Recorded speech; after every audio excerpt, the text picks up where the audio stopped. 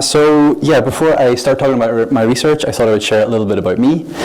So I've been working on my PhD for almost 4 years, so I'm crawling slowly to the very end of it. I'm a joint PhD student in DJCAD in Dundee, but also at the University of Technology in Sydney. Over this past year, I had the opportunity to do a collaboration with the Museum of Broken Relationships in Croatia, and I'll talk a little bit about that further on in the talk. And I spent 3 months this summer working as a researcher at Facebook. So at Dundee, I work as part of the Living Digital Research Group, and our official description is that we are a socio-digital research group that focuses on the design of technology to support being human in a digital age across a wide range of contexts. And basically what that means is that we look at different ways that technology can support people to live their lives in an age when technology is all around us all the time. And that little bit at the end, a wide range of contexts, that basically refers to life transitions. So what the research group does is we look at these different times in people's life where there is a great amount of change, and these can be very positive things or very negative things. They include going to university, dealing with a serious illness, pregnancy and motherhood, getting married, someone passing away, the person passing away, dealing with loss. In specific, in our research group, we've looked at passing away, loss, and pregnancy and motherhood. So the leader of the group, Wendy Monker, she's done a lot of work in the past about how technology changes the way that we die. So how can technology support us to remember people after they've passed away? How can technology enable us to plan our own digital deaths? Lee is a PhD student who works on loss. So he's looking to see how technology can help people grieve after they lose a friend, a family member, even a pet. And Jen is looking at pregnancy and motherhood. So she's looking at ways that we can use all the data that various systems collect about us in order to how they can be used in different contexts. And currently she's focusing on pregnancy and early motherhood.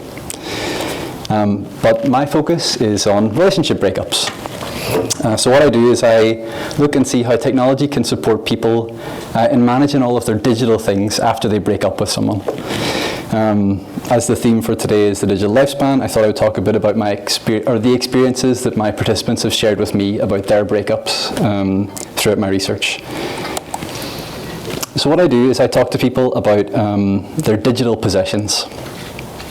These are just the digital things that people create and own or co-own with partners. And initially when I started my PhD, I thought I would mostly be talking about photos, videos, and probably text messages. And then I started talking to participants, and they were like, well, no, we also want to talk about emails and chat histories on things like WhatsApp and Facebook. And then if you've got Facebook, then you've also got Instagram, and then you've got Twitter, and then you've got Snapchat. I thought, okay, this is fairly exhaustive. I was not correct. We then moved on to people started talking to me about passwords, how they shared their usernames and passwords, and thought of those as a digital possession. Accounts on websites like Amazon and Netflix, playlists on Spotify, location data on Google Maps, official documents, like scanned copies of a deed to a house. People talked to me about online bank accounts that they shared with partners, and then even really bespoke things. So one participant talked about digital art that her ex made for her.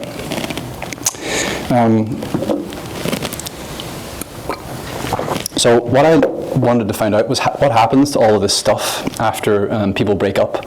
And the answer is that almost nothing. All that stuff stays exactly where it is until someone comes along and acts on it in some way. So that's where my research comes in. I want to find out what is the best way to support people in managing all of these digital things that they create and collect. And to do that, I went out and I spoke to people. And so my PhD is kind of a PhD on gossip, really. So I talked to people about their experiences of the ends of their relationships. And over the course of the past few years, I've spoken to a total of 27 different people about their breakups, 19 women, 8 men. The studies have all been open to anyone of any gender or any sexual orientation, but it's been predominantly straight people that have signed up, but I've had 1 bisexual participant and 3 gay participants.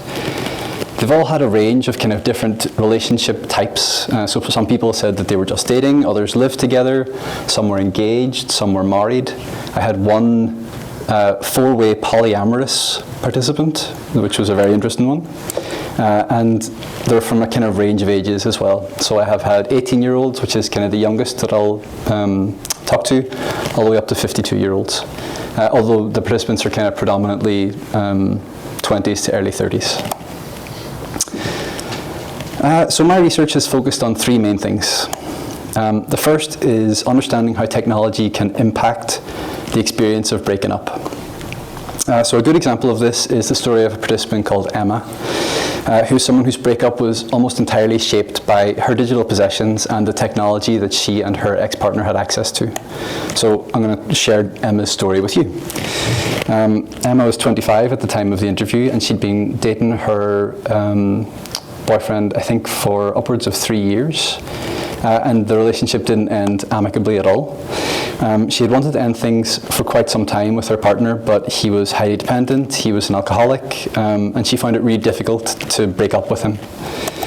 And the way that she did break up with him was that she cheated on him and then told him about it, and that effectively ended the relationship. So Emma was fairly tech savvy. That's one way. Yeah.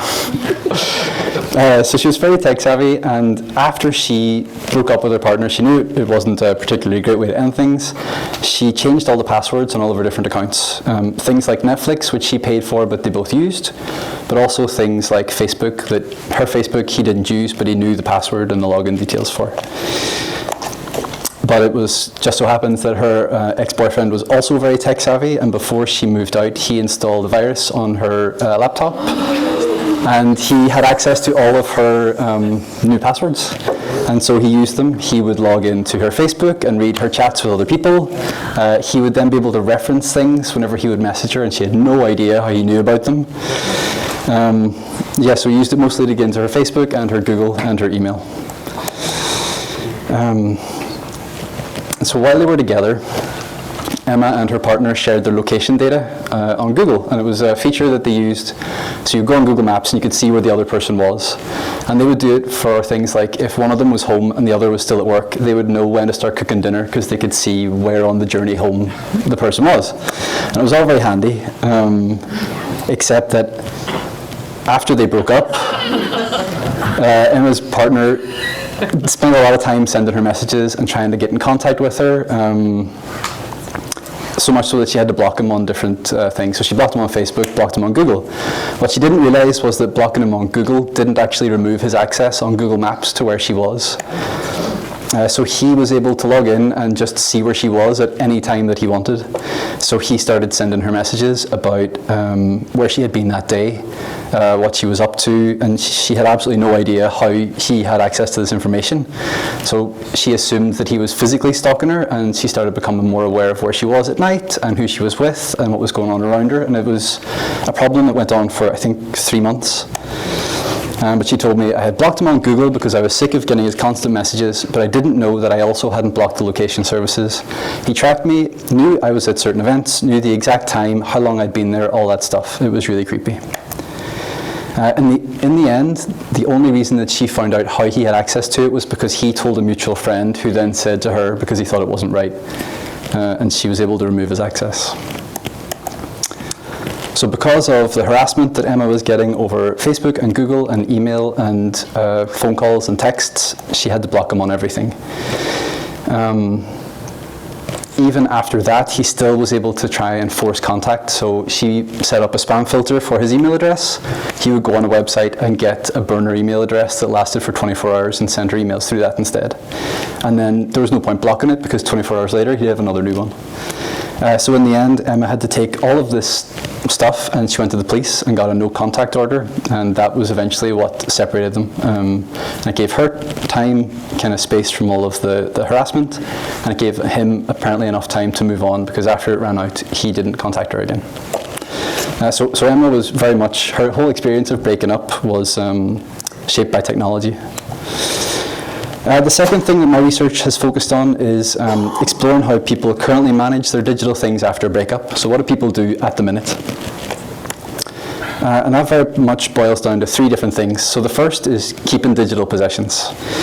Going through all of the things that people create over the course of their relationship and deciding what is worth keeping. And it's a really emotional task, and it's quite exhausting. And as you can imagine, I think I have upwards of 7,000 photos on my phone.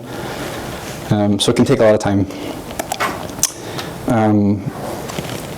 For some people, it was a very sentimental decision. So I had a participant called Mia who believed that it was worth keeping all the digital things from her past relationships so she could look back on them later in her life. If you delete them, they're gone. In 20 years' time, when you're married with kids, you can look back on these, even if it didn't work out. For other people, keeping those digital possessions was much more practical. So Zoe's ex-boyfriend sent her a lot of WhatsApp messages after they broke up. And she didn't respond to them, and she didn't want anything to do with them, but she would keep the messages and show them to people and say, look at this kind of crap that I have to deal with all the time. So at the time, I was saving texts and messages to show people and to be able to say, what am I dealing with? This is why I broke up with him. And it was about having that evidence. And then on a more serious note, that kind of idea of evidence, Noah was a participant whose ex-wife brought him to court on false domestic violence claims, and so after that experience he kept every communication that they had in case he did need to produce them in court again at a future date. The second of those three kind of main actions is about deleting digital possessions. One participant, Michelle, talked about how she would always delete digital things that she viewed as negative, regardless of what they contained. So I would never keep a photo that reminded me of a negative thing. I just wouldn't do it. I would never keep a photo that I thought made me look ugly, so why would I keep one that reminded me of a breakup? And it was very cut and dry for her. Another participant, Claire, found herself in a more kind of morally questionable position after the breakup.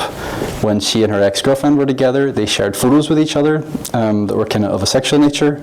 And after she broke up, she still had those photos. And just by having those photos and kind of keeping ownership of them, she felt like she was breaching privacy of her ex-girlfriend. And so she had to delete them for her own peace of mind. So I kind of felt awkward because there wasn't going to be the sexual element to our relationship anymore, and by keeping them I felt like I was maintaining some part of that even though it's finished. And then finally it's this idea that you can just abandon a digital possession. So you don't manage it in any way, you don't keep it, you don't get rid of it, you just leave it exactly where it is and you don't touch it. So Jason was a participant who thought it just wasn't worth his time or energy to go through everything. He just left them all where they were because he didn't come into contact with them enough for it to make a difference to his life to do it. So I didn't delete them, I couldn't be bothered. There were not so many pictures that I would see day to day, so I was like, why would I even start deleting that stuff? I don't think it was worth it to start throwing it out. And then finally there was a participant called Bella. Bella also felt that her digital possessions, she just left them exactly where they were, citing the fact that deleting them didn't really change anything about the past. Her relationship still happened, it still had meaning to her, and whether or not the digital possessions reflected that made absolutely no difference to her. So I don't see the point in getting rid of it all because it happened and it's still a part of my life and he's still really important to me.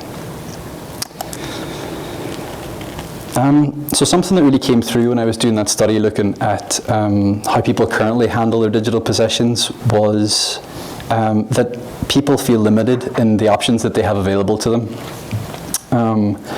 They're kind of doing this keep, delete or abandon because that's what the technology that they have access to prescribes as methods for managing these digital things. So what I thought the next step for me would be is to find out what ways they would like to be able to manage these digital possessions. And it's something that I'm still researching, so I don't actually have an answer to that. But what I did want to talk about was a collaboration I had with the museum. So while I was talking to people about how they would like to manage these digital possessions in a way that suited them, I remembered about the museum. And for anyone that hasn't heard of it before, the idea behind the museum is that if you experience a breakup and you have stuff around your house and maybe something is particularly symbolic of the end of the relationship, you can send it to the museum and they'll feature it in an exhibition. And you send it with a story and you explain the breakup or you explain what it is that you've sent in. And so I thought, is that something that could be applied to digital things? Could you take that opportunity to give people the chance to think about, kind of make sense of the breakup and process things, all focused on one particular digital possession? Would that be helpful as a way of managing them after a breakup? So this is an example of two of the things that are physical objects. So this is the toaster of vindication, and it's literally someone broke up, took the toaster, and stole it. And so that's the little story that they sent in. And so this is in the museum exhibition in Croatia. And there are a lot of funny ones, but there are also some really sad ones as well. They get quite emotional. So this is about a partner who passed away and kind of revealed things after his death that weren't known in his life. So what we did, I got in touch with the museum and I said, would you be interested in working together on a digital exhibition? And so we opened a collection called the Digital Separations Collection. And it's this idea that people should be able to take the same step after a breakup with their digital things as they do with their physical things. So this is one of the submissions that we've had. It was a photograph of a kitten. It was called A Kitten That Was Meant to Be Ours. And so what we did is we asked people to send in the digital artifact, the title, the story of the artifact. So this was a difficult summer. He was drinking a lot. We picked up a stray kitten that has been with us for the last 2 years and is now my cat. And then also the story of their breakup. So they have kind of a text field without limit, and they can write as much or as little as they want. And we've had some that are huge, like massive submissions. One person submitted a 113-page manuscript that was made up of kind of analysis of conversations with his ex-partner that he recorded after their breakup. It was huge. But yeah, so it's that same idea. And although I haven't actually been able to measure how effective it is as a way of managing digital possessions after a breakup, the collection has received kind of over a few hundred submissions, and so it's obviously a way that people are interested in managing their digital things. And it just shows that there is interest and there is a desire for things beyond kind of keep, delete, and abandon. So yeah, that's me. I hope I didn't take too long or too short. I hope you enjoyed hearing about my research, and yeah.